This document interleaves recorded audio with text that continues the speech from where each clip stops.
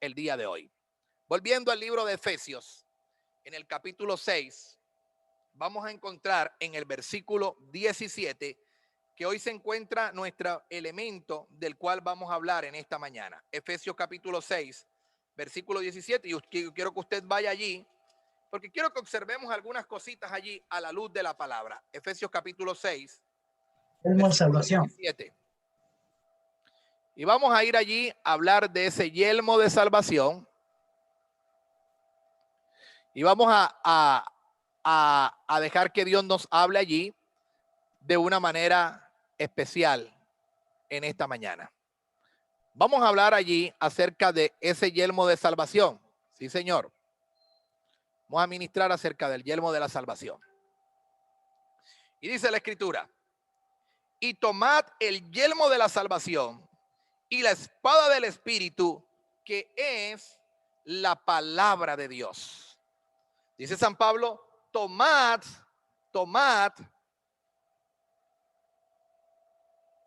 el yelmo de la salvación. Es el primer herramienta que vamos a estar hablando el día de hoy. Esa palabra tomad, que se usa allí en el libro de Efesios capítulo 6, versículo 17, que se aplica a dos elementos, que es el yelmo y la espada.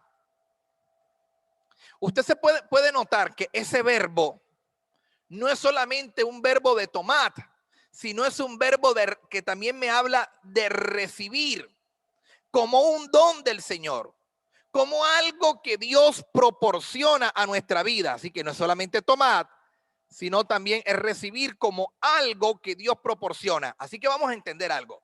El yelmo y la espada es algo que Dios nos entrega. El yelmo y la espada es algo que Dios nos proporciona, y el apóstol nos dice que debemos de tomarla. Así que el yelmo es totalmente necesario para proteger tu cabeza. Va a proteger aquí toda tu cabeza. Eso va a ser el yelmo, va a proteger la cabeza. Y seguro que Pablo está citando Isaías capítulo 59. Mira de dónde saca Pablo esto.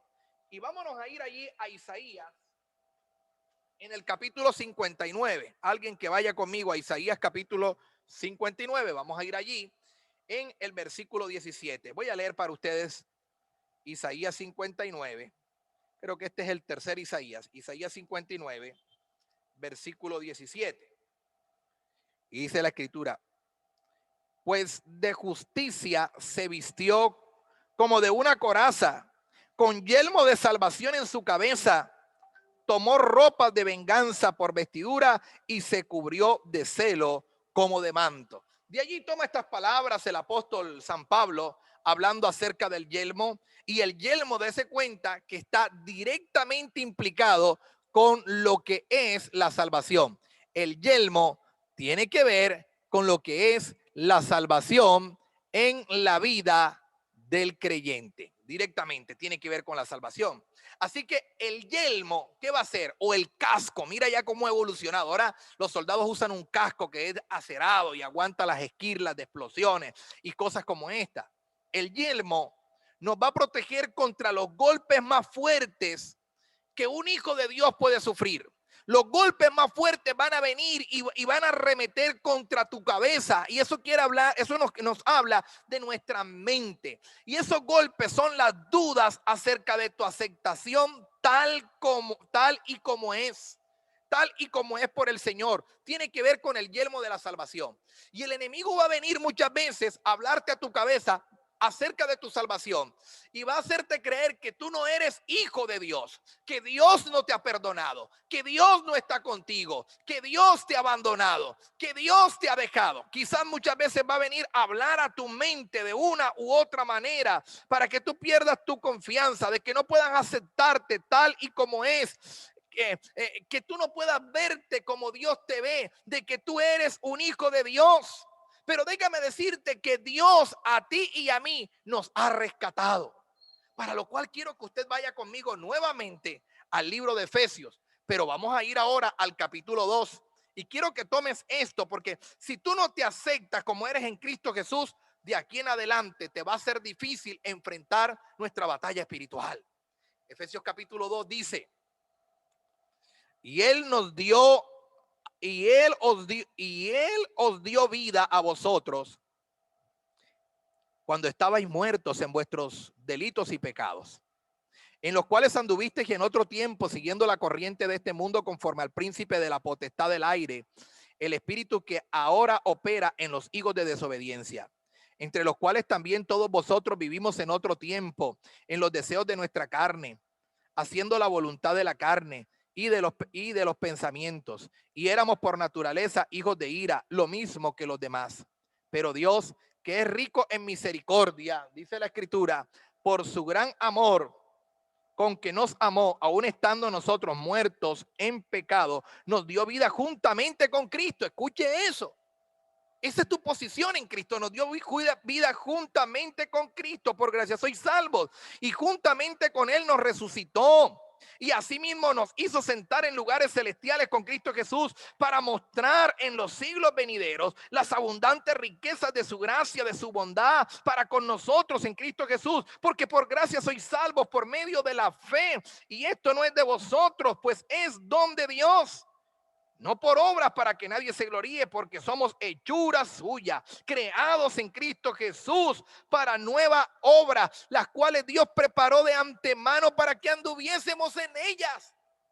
Si hay algo interesante que usted nota en la Escritura, y es que en el Antiguo Testamento podemos ver en el libro de Génesis a Dios creando, pero en el Nuevo Testamento podemos ver a Dios recreando. Ojo con lo que estoy diciendo aquí. En el Antiguo Testamento vemos a la persona de Dios como creador, creando la humanidad. Pero en el Nuevo Testamento vemos a Dios recreando, creando su iglesia, creando una nueva creación. Y esa nueva creación que usted encuentra en el Nuevo Testamento es la iglesia de Jesucristo. Por lo tanto, yo quiero que usted entienda algo hermoso en esta mañana, y es que somos una nueva creación. Tenemos una posición en Cristo. Estamos sentados en lugares celestiales. Si usted se apropia del yelmo de la salvación, usted puede estar confiado de que en esta batalla usted va a poder vencer en el nombre de Cristo Jesús. Cuando el enemigo venga a bombardear tu mente, a decirte tú no eres hijo de Dios, tú estás desechado por Dios, es que tú eres tan malo, tu pecado no puede ser perdonado, recuerda que con la salvación Cristo te sentó en lugares celestiales en Cristo Jesús. Yo no sé cuántos se gozan en esta mañana por eso, porque Dios te ha sentado en lugares celestiales juntamente con Él. Vámonos a la diapositiva y vamos a entender lo siguiente. Sepamos entonces lo que Dios hizo, lo que hizo Dios. La palabra de Dios muestra primeramente que Dios tiene un plan. Y eso usted y yo debemos de entenderlo. Dios tiene un plan. El plan de Dios requería una muerte. Y esa muerte se efectuó en la cruz del Calvario. Jesús pagó el precio de nuestro pecado. El precio que tú y yo no podíamos pagar, Jesús lo pagó. Jesús llevó sobre sí la ira de Dios por nuestro pecado. Él la llevó, Él cargó nuestro pecado en la cruz del Calvario. Y ese plan exige una respuesta de nuestra parte. O sea, ya todo está hecho. Quien tiene que responder a ese plan redentor de Dios somos tú y yo, estimado amigo y hermano que estás aquí. Sepamos entonces quiénes somos en Cristo Jesús. En esta mañana, si hay algo a lo cual quiero direccionarte, si hay algo hacia lo cual quiere dirigirnos Dios el día de hoy, es a subir nuestra autoestima, ¿sí? A entender quiénes somos en Cristo Jesús, que sepamos quiénes somos en Cristo. Y lo primero que quiero decirte es lo siguiente.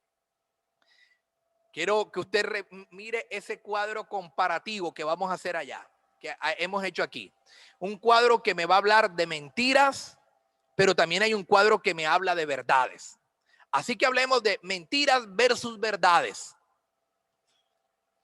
Ante cada mentira vamos a plantar una verdad que quizás el enemigo quiere plantar también en tu mente. Y lo primero es, Dios nunca volverá a amarte.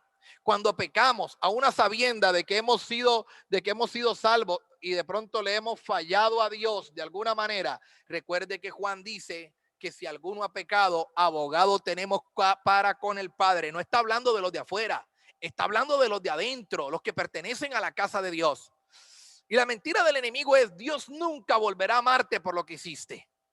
Pero la verdad es que usted y yo somos hijos de Dios. Usted está aquí, somos hijos de Cristo Jesús, somos hijos de Dios Padre. La siguiente mentira: Dios no te perdonará lo que hiciste. Eso te lo dice el enemigo. Eso que tú hiciste fue tan malo. Eso que tú hiciste en tu pasado fue tan depravado. Eso que tú hiciste, y a veces vienen esas acechanzas a tu mente y el enemigo te las recuerda y te hace creer que tu pasado es tan malo, tan carcomido, tan deplorable, que Dios no te va a perdonar. Pero ¿sabe cuál es la verdad? La verdad no es que Dios no te va a perdonar, ni que Dios no te perdonó. La verdad es que ya tú y yo somos nueva criatura en Cristo Jesús. Así que no se trata de lo que Dios quiere hacer o puede hacer, se trata de lo que ya Dios hizo. Y la verdad es que tú y yo somos una criatura nueva en Jesús. Siguiente mentira: nunca vas a cambiar. Usted no va a cambiar. Usted es un degenerado, usted es mala gente, usted es un infiel, usted es un mentiroso, un vulgar. Usted nunca va a cambiar. Pero ¿sabe cuál es la verdad? Que usted fue creado a imagen de Dios. Y si usted y yo fuimos creados a imagen de Dios, usted y yo estamos aquí para enfrentar ese cambio que Cristo nos da, esa metanoia, esa transformación. La mentira del enemigo: nunca valdrás nada, y te hace creer que tú no vales o que tú vales por lo que tienes. Y por eso la sociedad el día de hoy está inmersa en el consumerismo, en el consumismo. Creemos que lo que nos da valor es lo que tenemos, pero es mentira. La escritura dice que usted y yo somos coherederos con Cristo. Así que si a Cristo el Padre lo levantó, en la kenosis le dio un nombre que es sobre todo nombre, la escritura dice que tú y yo también somos coherederos con Él. Que hay cosas que el Padre tiene para ti y para mí que nos pertenecen y en nuestra herencia en Dios. Así que deja de mirarte como que tú no vales, como que los demás me desprecian, que siempre me miran feo, que nunca me han apreciado, porque aquí hay una verdad. Y esto es colocarte el yelmo de la salvación, entender que tú eres coheredero con Cristo. Última mentira, de las muchas que hay, pero de las que yo traje en esta mañana al estudio: nunca podrás superar tu pasado. El enemigo te dice: usted nunca va a superar el pasado porque usted es esto. Pero la verdad es que Dios ha preparado buenas obras para ti y para mí, estimado amigo. Dios ha preparado buenas obras, así que no tienes que tener temor. Aquí están las mentiras y están las verdades. Tú decides a quién creer hoy.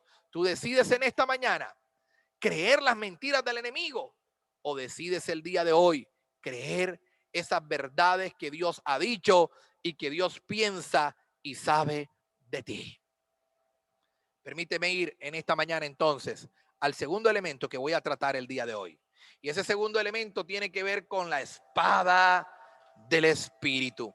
Note usted que aquí el versículo 17 nos dice que debemos de tomar dos armas, hablándonos ese verbo de que son dos armas que recibimos. Tomar el yelmo de la salvación, o recibir ese yelmo, que son las verdades de Dios guardadas en nuestro corazón, pero también tomar la espada del Espíritu.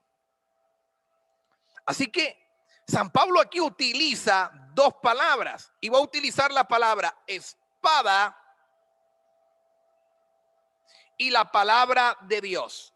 San Pablo va a hacer una comparación entre la espada, un símil, y lo que es la palabra de Dios.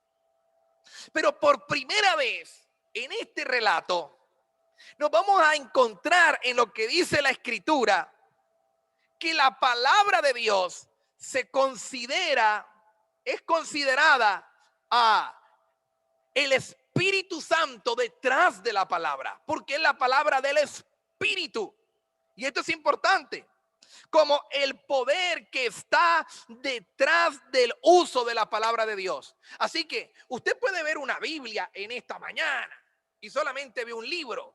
Pero San Pablo te va a decir que detrás de ese libro que tú estás utilizando está el Espíritu Santo de Dios. Porque el Espíritu de Dios fue el que iluminó, el Espíritu de Dios fue el que guió en la enseñanza, en la escritura de esta palabra. Así que detrás de esa palabra está el Espíritu de Dios, que es la espada que nos ha sido dada para la batalla.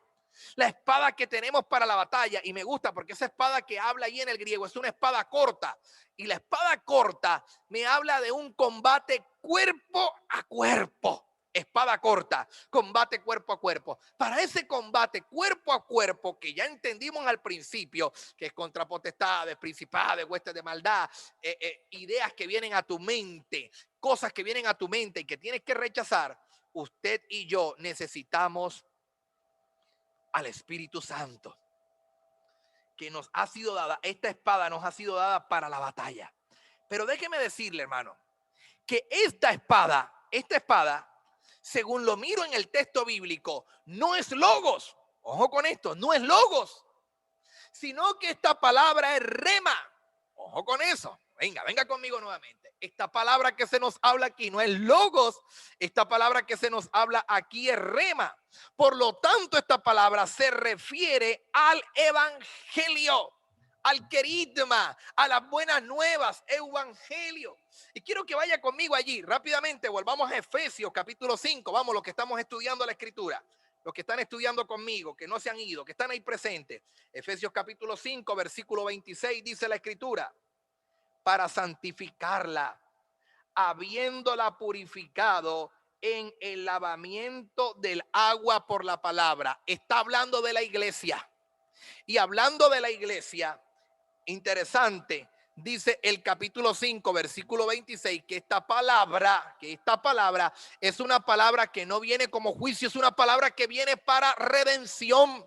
Es una palabra que viene para santificación, para limpieza, para pureza. Ojo con esto, porque este es el verdadero significado del evangelio.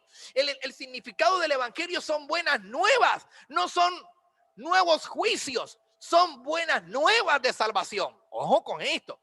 Y es interesante porque cuando termina esta parte del relato bíblico, San Pablo dice: oren por mí para que yo pueda predicar con denuedo esta palabra.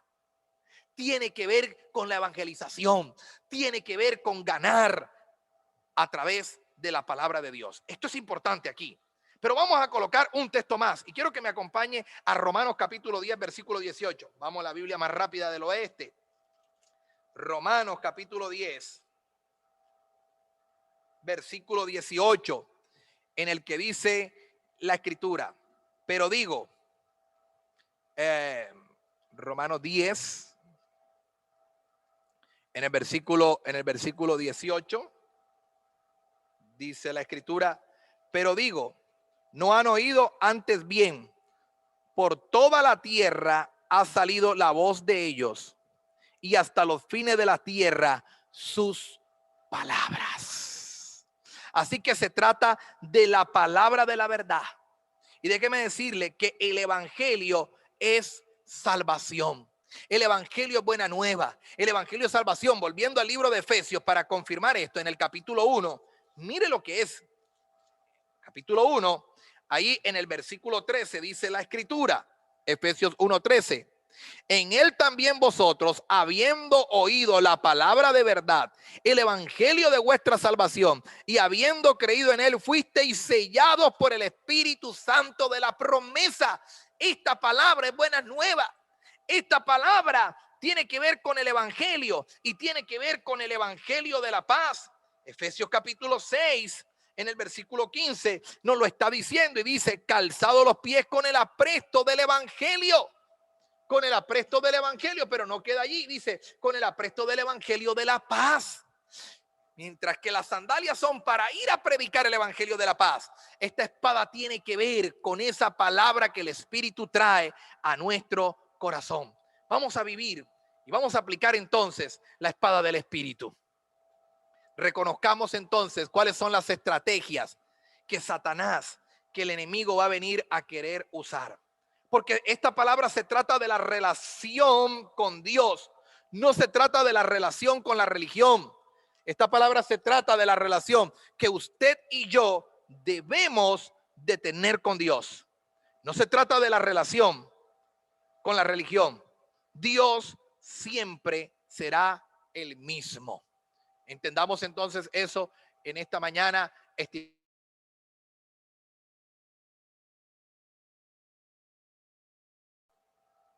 Así que veamos lo siguiente. El enemigo nos lleva a dudar del carácter de Dios. Si hay un plano en el que te va a llevar el enemigo, es que tú dudes del carácter de Dios. Y eso fue lo que ocurrió con Adán y Eva en el huerto del Edén. Él lo llevó a dudar de ese carácter de Dios. El enemigo, ¿sabes qué quiere hacer? Quiere cambiar el reconocimiento de la palabra, la quiere cambiar por religión. Ojo con esto, no podemos caer en eso. Quiere cambiar ese reconocimiento en la palabra solamente por el uso de religión. El enemigo quiere que escuchemos otras voces desde la voz de Dios. Por favor, sus micrófonos. El enemigo quiere que escuchemos otras voces en vez de la voz. Me ayudan con los micrófonos. En vez de la voz de Dios. Eso es lo que quiere el enemigo. Escuchemos otras voces antes que la voz de Dios. Interrogante. ¿Qué voces estás escuchando el día de hoy? ¿A quién estás escuchando el día de hoy? ¿Qué palabras están viniendo a tu vida el día de hoy? ¿Qué voces vienen? ¿Qué voces atacan tu mente? ¿Estás escuchando la voz de Dios? ¿Estás escuchando la voz de la duda? ¿Estás escuchando la voz del temor? ¿Estás escuchando la voz del soñeque? ¿Ustedes saben quién es el soñeque? La voz del soñeque. La voz del soñeque es la voz que más perturba a muchos cristianos. Ay, es que yo soñé esto, yo soñé lo otro, yo soñé que, bueno, y hay gente que tiene la voz del soñeque a toda hora y viven atemorizados. Pero entendamos que San Pablo dice que nuestra lucha es espiritual, pero que la armadura que Dios nos hace nos permite mantener la firmeza en Cristo Jesús. ¿Qué voces estás escuchando el día de hoy? El enemigo quiere que escuchemos otras voces. El problema en el huerto del Edén empezó cuando se escucharon otras voces en el huerto diferentes a las de Dios. ¿Qué cosas vienen a tus oídos? ¿Qué cosas te están hablando constantemente al oído? ¿Qué alimenta tu oído? ¿Qué alimenta? ¿Alimenta tu oído la palabra de Dios? ¿O tu oído está siendo alimentado constantemente por el Netflix? ¡Ay, pastor! No. Pero hay gente que no saca el tiempo en el día nunca para alimentarse de la palabra de Dios. Y eso, y cada quien bebe cada quien toma de lo que tiene. Entonces no está la palabra en tu corazón. La espada del Espíritu no está en tu corazón. Y no le puedes hacer frente a las acechanzas del enemigo. ¿Cuántas horas oyes Netflix en el día? 8 horas, 6 horas, 5 horas, 10 horas. ¿Cuántas voces? ¿Cuántas voces estás escuchando en el día? ¿De qué te estás alimentando? Yo le hablo a los jóvenes en esta mañana también. ¿De qué te alimentas? Todo el día te estás alimentando del juego en línea. Ese ha sido tu pasatiempo. Déjame decirte que el juego en línea por más de 2 y 3 horas diarias ya es una adicción. Ojo con eso. Así que usted puede ser un adicto cibernético sin necesidad de estar consumiendo heroína, marihuana o cualquier sustancia psicoactiva. Ya tenemos chicos que están experimentando, oye esto, adicciones desde la virtualidad, Fornis, no sé cómo se llama, usted lo sabe mejor que yo. Mucho cuidado con esto, estimados hermanos. ¿Qué voces escuchas hoy? Esas son las realidades del mundo en el que vivimos. Contrarrestemos las estrategias del enemigo. ¿Cómo vamos a contrarrestar las estrategias del enemigo? Está atento porque esto es para ti. Elabora un plan de lectura y estudio. Elabórate un plan de lectura y estudio. Yo necesito un plan de lectura y estudio. ¿Sabes una cosa? La mayoría de los hermanos aquí en Casa de Vidas tienen muy poca excusa para decir que no leen la Biblia porque no la entienden. Yo he estado enseñándoles técnicas y estrategias de lectura bíblica. Yo les he enseñado la estrategia de cómo hacer una interpretación de la poesía de la poesía, de la poesía hebrea en el estudio de los salmos, cómo hallar la verdad central. Les he enseñado. Les he enseñado muchas cosas que yo creo que delante de Dios le he puesto herramientas. Si usted no lo hace porque no quieres usar la espada que Dios te da, pero he colocado herramientas en tus manos para que tú puedas ser un mejor estudioso de la palabra. Elabore un plan de lectura y de estudio. Lea toda la Biblia en un año, léala. Por lo menos léala, algo queda en tu mente. Lea todo un libro. Me gusta, por ahí he estado hablando con un hermano de Casa de Vida en estos días. Decía, pastor, estamos leyendo el libro de los reyes, el libro de crónica. Estamos haciendo, excelente, lea un libro. Por lo menos, hermano, léalo y use un diccionario con el libro para que entienda mejor, un diccionario bíblico, para que le ayude en su estudio. O si no, por lo menos léalo de una manera devocional, pero comience el estudio del libro. Lea un estudio doctrinal o temático. Eso le puede ayudar mucho. De verdad que te va a ayudar mucho sobre un tema. Elija un personaje bíblico para estudiar. Diga, mira, yo voy a estudiar un personaje bíblico este mes. Y voy a estudiar, por decir algo, la vida de Samuel. Y voy a empezar a leer en todos los libros donde se habla de Samuel. Voy a leerlo en Samuel, voy a leerlo en Reyes, voy a leerlo en Crónicas, donde aparece este personaje. Voy a empezar a leer de Samuel. ¿Qué puedo extraer de ese personaje? ¿Qué enseñanza le deja a mi vida? Yo les he dado un bosquejo de cómo estudiar un personaje bíblico. Usted lo tiene en el TACD, Tiempo a Solas con Dios. Si usted quiere, me escribe por el grupo de Casa de Vida y yo vuelvo y le reenvío eso. Lo busco y se lo envío.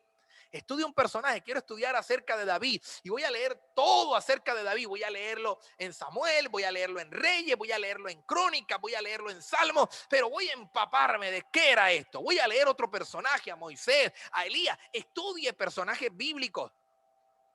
Allí usted en la Biblia encuentra toda clase de géneros, hermano. Usted no necesita ir a ver novelas. Aquí hay novelas para leer. Hay tantas cosas para mirar en la Escritura que van a fortalecer tu vida espiritual.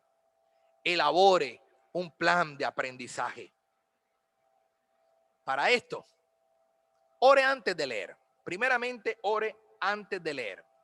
Y antes de leer, dígale a Dios, Señor, estoy aquí delante de ti.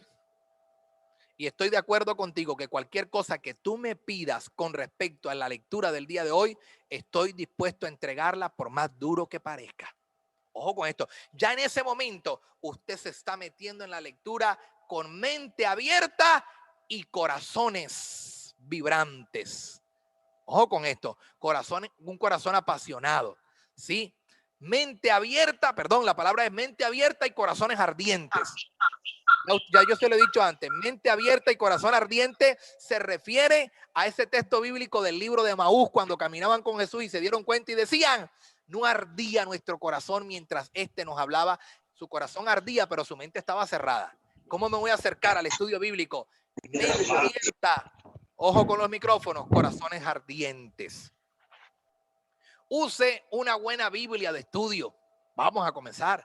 Y si no, ahí tiene Biblias virtuales que puede utilizar.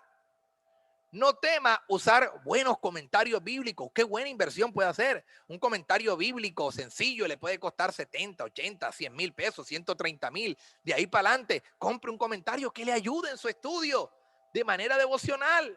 Mientras lea, busque versículos que usted pueda memorizar. Y usted dice, este versículo creo que es la clave.